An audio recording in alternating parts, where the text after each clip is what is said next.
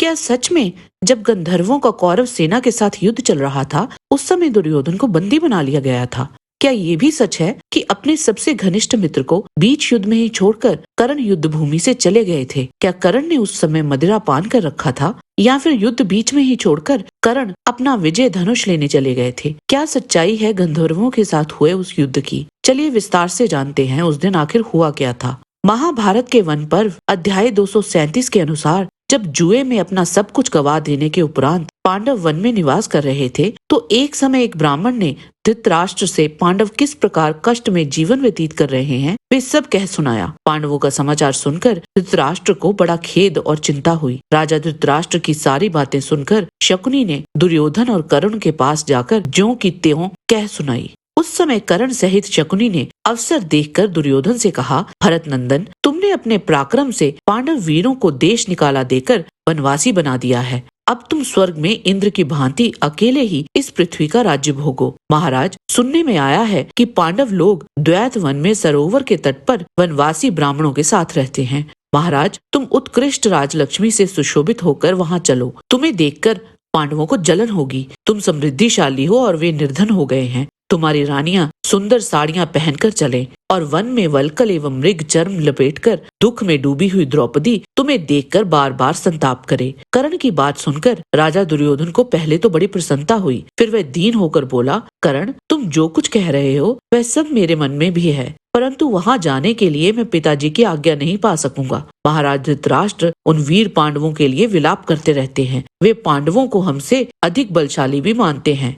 तब कर्ण ने हंसकर दुर्योधन से कहा, जनेश्वर, मुझे जो उपाय सूझा है उसे बताता हूँ, सुनो। गांवों के रहने के सभी स्थान इस समय द्वैतवन में ही हैं, अतः घोष यात्रा के बहाने वहाँ निसंदेह चल सकेंगे। पहले तो धृतराष्ट्र नहीं माने, फिर किसी प्रकार शकुनी, कर्ण और दुर्योधन की बातों में आकर धृतराष्ट्र ने उन्हें जाने की स्वीकृति दे दी। तब दुर्योधन कर्ण और विशाल सेना के साथ नगर से बाहर निकला। दुशासन, शकुनी, अन्य भाइयों और सहस्त्रों स्त्रियों से घिरे हुए दुर्योधन ने वहां से प्रस्थान किया और समस्त वाहनों के साथ द्वैतवन एवं सरोवर पहुंचा। तदंतर राजा दुर्योधन जहां तहां वन में पड़ाव डालता हुआ उन घोषों के पास पहुंच गया और वहां उसने अपनी छावनी डाली। उसी सरोवर के तट पर राजा युधिष्ठिर अपनी धर्म पत्नी द्रौपदी के साथ एक दिन में पूर्ण होने वाले राजऋषि यज्ञ का अनुष्ठान कर रहे थे। उनके साथ बहुत से बनवासी विद्वान ब्राह्मण भी थे। तदंतर दुर्योधन ने अपने सहस्त्रों सेवकों को आज्ञा दी, तुम लोग बहुत से क्रीड़ा मंडप तैयार करो। आज्ञाकारी सेवक क्रीड़ा भवन बनाने की इच्छा से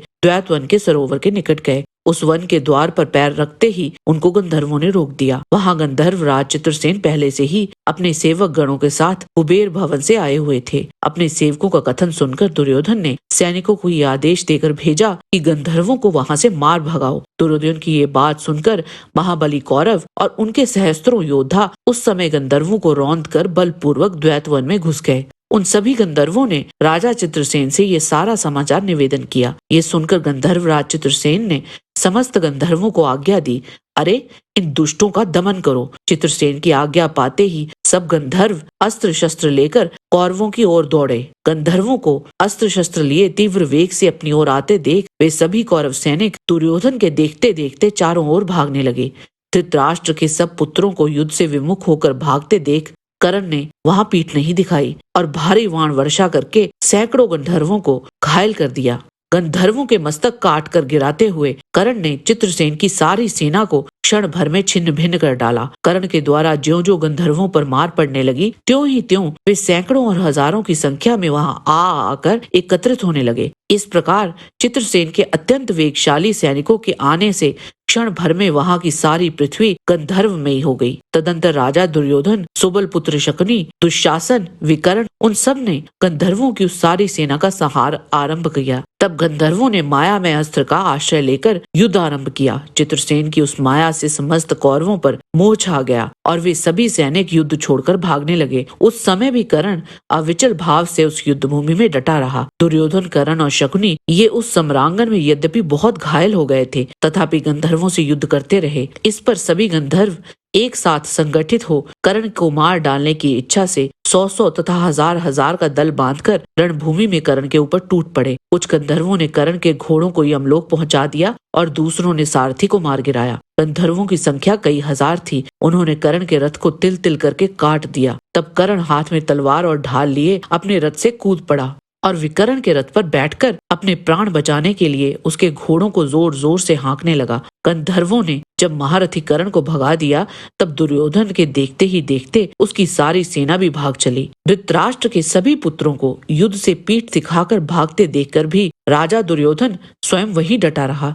दुर्योधन ने उन गंधर्वों पर बाणों की बड़ी भारी वर्षा आरंभ कर दी, परंतु गंधर्वों ने उस बाण वर्षा की कुछ भी परवाह नहीं की। उन्होंने उसके रथ को चारों ओर से घेर लिया और उसके रथ को नष्ट कर दिया। उस समय दुर्योधन रथहीन होकर धरती पर गिर पड़ा। यह देख चित्रसेन ने झटपट जाकर उसे जीते जी ही बंदी बना लिया। तब कौरव सैनिक पांडवों की शरण में गए और उन्हें बताया कि राजा दुर्योधन को गंधर्व बांध कर लिए जाते हैं, आप लोग उनकी रक्षा के लिए दौड़िए। दुर्योधन के उन बूढ़े मंत्रियों को इस प्रकार सहायता की भीख मांगते देख भीमसेन ने कहा, जो काम हमें करना चाहिए था उसे गंधर्वों ने ही पूरा कर दिया। ये कौरव कुछ और ही करना चाहते थे, परंतु इन्हें उल्टा परिणाम देखने को मिला। भीमसेन को इस प्रकार विकृत स्वर में बात करते देख राजा युधिष्ठिर ने कहा, भैया ये कड़वी बातें कहने का समय नहीं है। वीर भीमसेन, यदि मेरा ये यज्ञ प्रारंभ न हो गया होता तो मैं स्वयं ही दुर्योधन को छुड़ाने के लिए दौड़ा जाता। परंतु तभी युधिष्ठिर का उपरयुक्त वचन सुनकर अर्जुन ने अपने बड़े भाई की आज्ञा के अनुसार कौरवों को छुड़ाने की प्रतिज्ञा की। अर्जुन बोले, यदि गंधर्व लोग समझाने बुझाने से कौरवों को नहीं छोड़ेंगे तो ये पृथ्वी आज गंधर्व राज का रक्त पिएगी। सर्वप्रथम अर्जुन ने कोमलता पूर्वक ही गंधर्वों को समझाने का प्रयास किया, परंतु वे नहीं माने। फिर अर्जुन ने उन गंधर्वों से युद्ध किया और उन्हें बुरी तरह से पराजित कितने ही गंधर्वों को मार गिराया। ये देख गंधर्वराज चित्रसेन स्वयं युद्ध करने आए। उन्हें भी अर्जुन ने बिना किसी परिश्रम के ही पराजित कर दिया और फिर गंधर्वराज ने दुर्योधन को मुक्त कर दिया। गंधर्वराज से विदा होकर दुर्योधन लज्जा से मुंह नीचे किए अत्यंत दुखी और खिन्न होकर वहां से चल दिया। वह अपने अपमान का विचार करता हुआ सेना के साथ नगर की ओर चल पड़ा। रास्ते में एक ऐसा स्थान मिला, दुर्योधन अपने वाहनों को वहीं छोड़कर वहीं ठहर गया। उस समय कर्ण ने समीप आकर दुर्योधन से कहा, गांधारी नंदन, बड़े सौभाग्य की बात है कि तुम जीवित हो। सौभाग्यवश हम लोग पुनः एक दूसरे से मिल गए। भाग्यों से तुमने इच्छा अनुसार रूप धारण करने वाले गंधर्वों पर विजय पाई, ये और भी प्रसन्नता की बात है।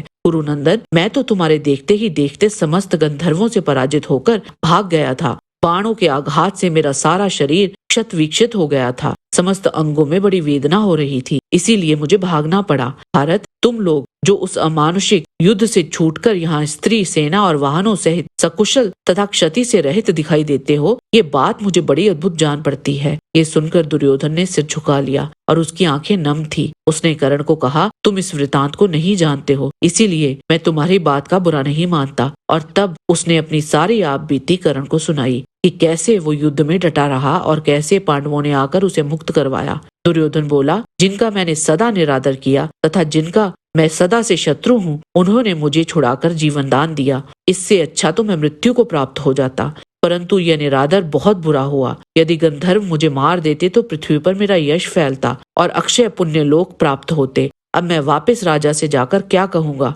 इसके बाद दुर्योधन आमरण अनशन पर बैठ गया और फिर दुर्योधन के साथ वो दैत्यों वाली घटना हुई जिस पर हमने विस्तार से वीडियो पहले ही बनाया है। जय श्री कृष्ण।